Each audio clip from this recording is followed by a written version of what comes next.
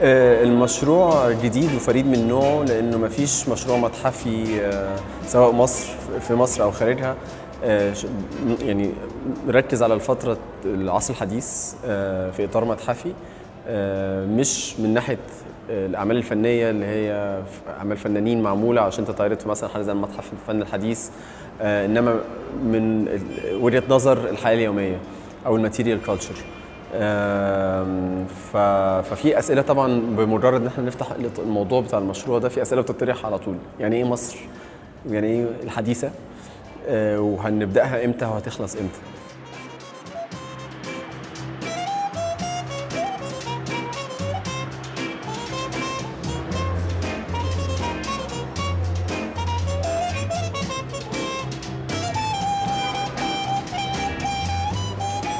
So there's about 8 million objects in the British Museum, from some of the earliest human-made objects in the world, from Eastern Africa through until objects made in the last year. Within that, we divide the collection into different areas and cultures as a way of organising and managing it. And Egyptian objects have been a very important part of the collection since the museum was opened in 1753. And of course have always been amongst the most popular objects in the museum.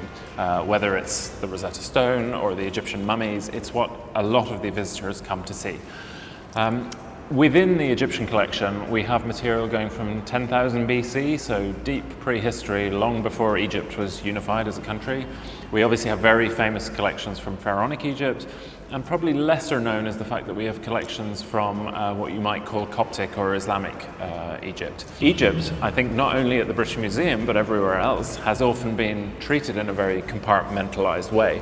And I think you only need to come to Cairo and you see there is an Egyptian museum that's pharaonic, there's a Coptic museum, Islamic museum, a museum of modern art.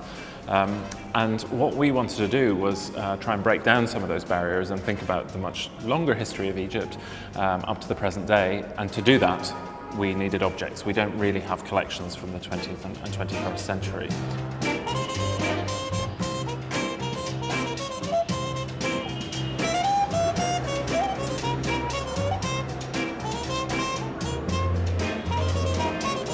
الحاجات اللي هي كانت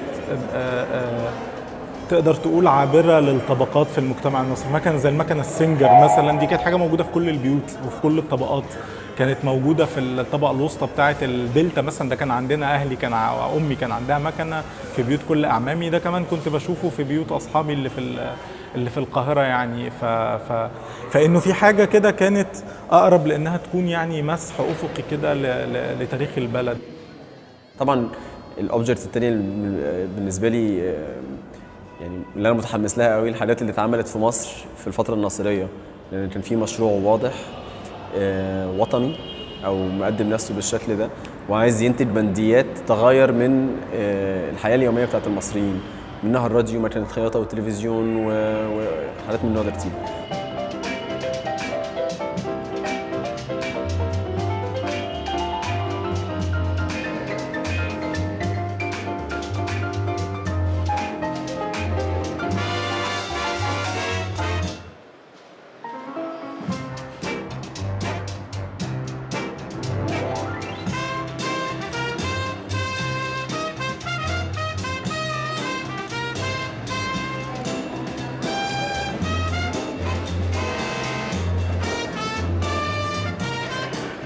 الحقيقة أكتر حاجة أنا حسيتها لما دخلت المعرض الاستطلاعي الصغير ده هو قد إيه مصر في القرن العشرين كانت ملتقى ل يعني أماكن كتيرة جدا، يعني بتشوف الأثر الإيطالياني والإنجليزي والفرنساوي وحاجات كتيرة قوي فمسألة العولمة يعني جايز إن إحنا كنا رواد العولمة.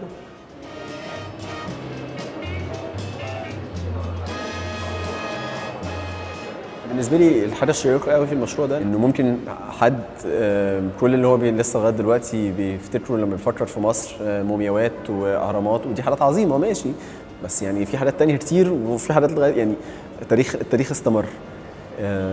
ففي المكان في الاطار ده لما يشوف مكنه خياطه نفرتيتي، فاللينك مع الشيء اللي هو عارفه عن مصر بس على حاجه تكنولوجيا حديثه جدا من ماتيريال اسوسييتد مع الحداثه والحديد وباستاتيكس معينه وجماليات معينه وكل ده. ده هيغير المنظور العام في الاطار المتحفي لمكان عاده بيبقى مهمش في تمثيله في الفتره الحديثه.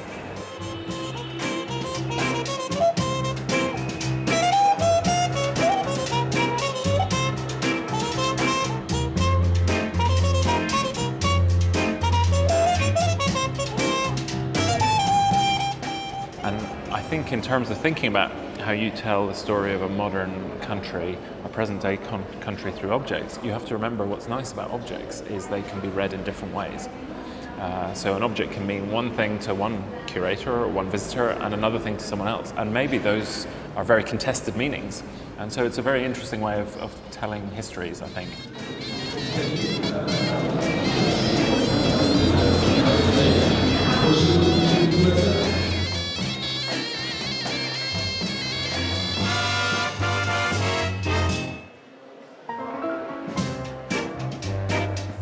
واحد من الأسئلة اللي الناس بتسألها لما بتدخل هنا هو بالظبط كده، يعني إيه اللي حديث في ده، ويعني إيه حديث، وإمتى الحداثة ابتدت في مصر. وفي الأغلب الناس بتفكر في حاجات خارجية عن مصر، يعني يقول لك مثلا الحداثة ابتدت بمحمد علي، أو الحداثة ابتدت بالحملة الفرنسية. يعني أنا متصورة إن الحداثة ابتدت لما المصريين قالوا إحنا عايزين نحدث، اللي هو كان في أول القرن العشرين. المشروعات الضخمة بتاعة التصنيع وبتاعة البنوك، طلعت حرب، الإصلاح الديني، محمد عبده، مدرسة الفنون الجميلة، ده كان مصر بتقول أنا هحدث. واللي بنشوفه في الفترة دي إن الناس بتبص للقديم وبتاخد منه وتطلع للجديد. الفستان ده بيعمل بالظبط كده، بياخد التلي اللي هو حاجة تقليدية جدا وموجودة في الصعيد وعادية جدا، وبياخده ويغيره ويخليه ماشي مع الشكل اللي هو وقتها حديث، اللي هو موضة أوروبية. يعني دي كانت الموضة.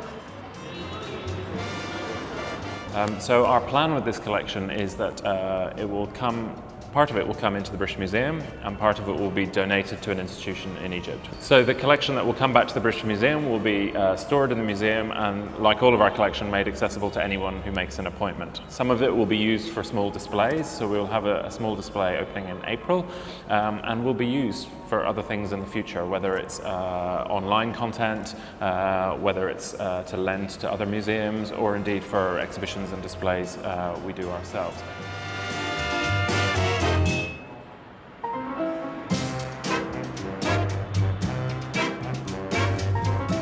الفريد من نوعه بالنسبة لمشروع زي ده إن هو هيجيب حاجات بتوري تاريخ أو ماديات الفترة الحديثة في مكان أو بلد غير غربي، وهيحطوا ده في قلب متحف غربي.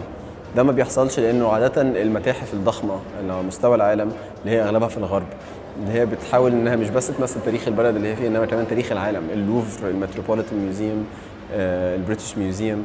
انما لما تخشي وتشوفي مثلا اللي في الصاله اللي هي لاي بلد خارج الغرب، هتلاقي كأن التاريخ واقف.